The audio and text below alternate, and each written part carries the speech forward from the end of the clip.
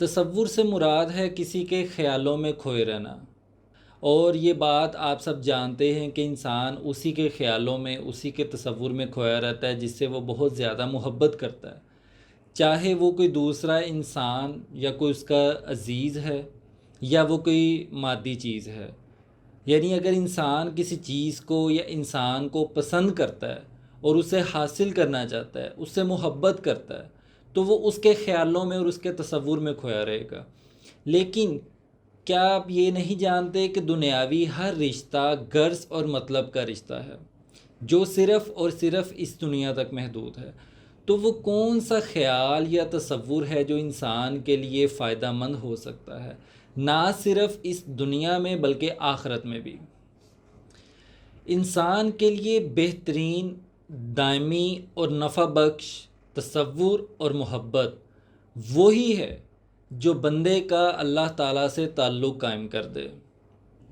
ناظرین، کیا آپ جانتے ہیں کہ وہ تصور کس کا ہے جو بندے کا اللہ تعالیٰ کے ساتھ تعلق جو ہے وہ قائم کر دیتا ہے، جو نہ صرف اس دنیا میں بلکہ آخرت میں بھی نفع بخش ہے؟ وہ ہے مرشد یا شیخ کا تصور۔ راہ تصوف کے سالک یا طالب کی کامیابی کا راز بھی اسی تصور میں پوشیدہ ہے۔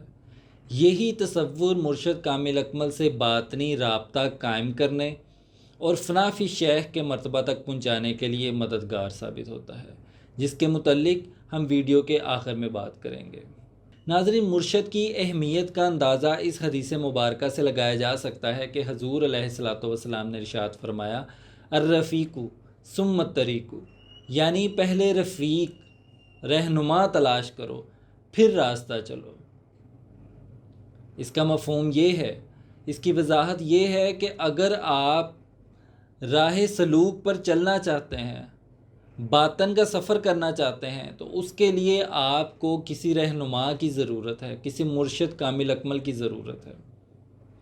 اور مرشد کامل اکمل کی رہنمائی حاصل کرنے کے لیے آپ کو مرشد سے ظاہری اور باطنی تعلق قائم کرنا پڑے گا، اور ظاہری تعلق قائم کرنے کے لیے آپ کو مرشد کامل اکمل کی ظاہری صحبت اختیار کرنی پڑے گی، جبکہ مرشد سے باطنی تعلق قائم کرنے کا ذریعہ مرشد کا تصور ہے۔ یعنی اگر مرشد کا تصور قائم ہو جائے تو طالب کا مرشد سے روحانی تعلق جو ہے وہ قائم ہو جائے گا۔ اس کا طریقہ کار کیا ہے وہ میں ویڈیو کے آخر میں بتاؤں گا۔ راہ تصوف یا راہ سلوک پر مرشد کامل اکمل کی رہنمائی حاصل کرنے کے لیے ضروری ہے کہ مرشد کامل اکمل سے ظاہری اور باطنی رابطہ یا تعلق قائم کیا جائے۔ ظاہری تعلق قائم کرنے کا طریقہ تو یہ ہے کہ مرشد کامل اکمل کی صحبت اختیار کی جائے، زیادہ سے زیادہ صحبت اختیار کی جائے، اور مرشد سے باطنی تعلق قائم کرنے کا ذریعہ یہ ہے کہ مرشد کا تصور قائم کیا جائے۔ اور مرشد کا تصور قائم کرنے کا بہترین اور نفع بخش طریقہ کون سا ہے میں ویڈیو کے آخر میں بتاؤں گا۔ اس سے پہلے میں بات کروں گا کہ مرشد یا شیخ کا تصور قائم کرنے کا فائدہ کیا ہوگا۔ جب ایک سالک یا طالب کو مرشد کا تصور حاصل ہو جاتا ہے تو مرشد کی صورت طالب کے قلب میں ظاہر ہو کر اس سے ہم کلام ہونا شروع ہو جاتی ہے۔ ظاہری طور پر ایک طالب مرشد سے جو باتیں نہیں کہہ پاتا یا کہنے سے ہچکچاتا ہے، وہ باطن میں بغیر کسی ہچکچاہٹ کے، بغیر کسی رکاوٹ کے مرشد سے وہ بیان کر دیتا ہے۔ اس کے علاوہ اس کا تصور شیخ قائم ہونے کا دوسرا فائدہ یہ ہے کہ مرشد کے جو انوار و تجلیات ہیں وہ طالب اپنے اندر جذب کرنا شروع ہو جاتا ہے۔ اس کا فائدہ یہ ہوتا ہے کہ مرشد کے اوصاف جو ہیں وہ طالب کے اندر پیدا ہونا شروع ہو جاتے ہیں۔ شیخ اور مرشد کامل اکمل سے باطنی رابطہ قائم کرنے کا جو تیسرا فائدہ ہے وہ یہ ہے کہ طالب جب ہر طرف سے نظر ہٹا کر اپنی سوچ، اپنا خیال، اپنا دھیان جو ہے، اپنی توجہ جو ہے وہ مرشد کامل اکمل کی طرف رکھتا ہے، تو شیخ کی جو طرز فکر ہے وہ طالب کے اندر منتقل ہونا شروع ہو جاتی ہے۔ شیخ کو جو اللہ تعالیٰ اور حضور علیہ الصلوۃ والسلام کے انوار و تجلیات حاصل ہوتے ہیں وہ طالب کے اندر بھی منتقل ہونا شروع ہو جاتے ہیں۔ ناظرین، مرشد کا تصور قائم کرنے کا جو اصل اور حقیقی طریقہ ہے جس میں کوئی دھوکہ اور فریب نہیں ہے، اور جو طالب یا سالک کے لیے راہ سلوک پر، راہ تصوف پر نفع بخش بھی ہے، وہ ابھی میں بتانے لگا ہوں، آپ کو توجہ سے سنیے گا۔ وہ طریقہ ہے اسم اعظم یعنی اسم اللہ ذات کا۔ جو مرشد کامل اکمل ہوتا ہے وہ اپنے طالب اور سالک کو اپنی تصویر نہیں دیتا تصور کے لیے، بلکہ وہ اللہ تعالیٰ کی ذاتی نام اسم اللہ ذات کا نقش دیتا ہے تصور کے لیے۔ اب اس کا فائدہ یہ ہوتا ہے کہ وہ طالب اسم اللہ ذات کا تصور تو کر رہا ہوتا ہے، لیکن اس کو اسم اللہ ذات کے تصور کے ذریعے مرشد کا تصور قائم ہوتا ہے۔ اسم اللہ ذات کے تصور کی مدد سے ہی اس کا مرشد کے ساتھ تعلق قائم ہوتا ہے۔ اب اس میں بڑی گہری بات اور نقطہ یہ ہے کہ طالب تصور تو اسم اللہ ذات کا کر رہا ہے، اللہ تعالیٰ کے ذاتی نام کا تصور کر رہا ہے، لیکن اس کا تعلق جو قائم ہو رہا ہے، جو اس کے دل میں محبت بڑھ رہی ہے، وہ اس کے مرشد کامل اکمل کی ہے۔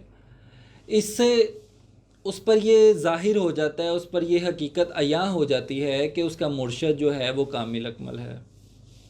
مرشد کامل اکمل سے تصور کے ذریعے باطنی رابطہ یا تعلق قائم کرنے کے بعد اگلا مرحلہ ہے فنا فی شیخ کا۔ جب ایک طالب کا، ایک سالک کا مرشد کے ساتھ باطنی رابطہ اور تعلق بہت گہرا اور مضبوط ہو جاتا ہے تو مرشد کی نگاہ فیض جو ہے وہ طالب کے نفس کا تزکیہ اور قلب کا تصفیہ کرنا شروع کر دیتی ہے۔ تصور کے ذریعے مرشد کامل اکمل سے باطنی اور روحانی تعلق قائم کر لینے کے بعد اگلا مرحلہ ہے فنا فی شیخ کا، کیونکہ طالب اس وقت تک فنا فی رسول اور فنا فی اللہ نہیں ہو سکتا جب تک وہ فنا فی شیخ کی منزل سے نہیں گزرتا۔ تو جب اس کا تعلق طالب کا مرشد سے قائم ہو جاتا ہے تو مرشد کی نگاہ فیض کی بدولت طالب کے، سالک کے نفس کا تزکیہ اور قلب کا تصفیہ ہونا شروع ہو جاتا ہے۔ جس قدر زیادہ طالب کے قلب کی صفائی ہوتی ہے اتنا زیادہ وہ مرشد کے اوصاف سے متصف ہونا شروع ہو جاتا ہے، اور پھر ایک وقت یہ آتا ہے کہ طالب کو اپنی آنکھوں میں مرشد کی آنکھیں، اپنے ہاتھوں میں مرشد کے ہاتھ، اپنے پاؤں میں مرشد کے پاؤں، اپنے وجود میں مرشد کا وجود جو ہے وہ محسوس ہونے لگتا ہے۔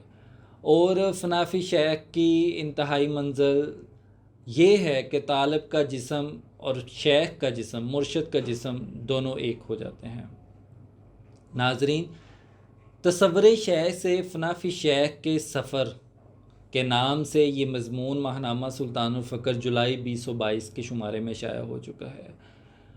فنا فی شیخ کے حوالے سے، رابطہ شیخ کے حوالے سے یا تصور شیخ کے حوالے سے تفصیل سے جاننے کے لیے اس مضمون کا مطالعہ ضرور کریں۔